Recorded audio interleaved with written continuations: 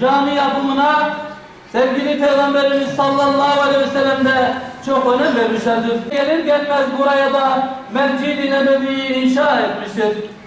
Kendisi bu camilerin yapıların hayatlarının her safhasında önemli rol oynamıştır. İslam toplumunun çeyreği aksine bizleri birleştiren, kırık kalpleri tamir eden yerlerdir. Caminin hiçbir şekilde alternatifi yoktur. خوشه منطقه مصرف کی خوشلی کرنے خودش بخواد قبول کرد خود تعالی خیام نظم که جید اسمی جید فلانی بیبانی تب خوش کرنے خود خیام الله نظم که inşallah konuştular.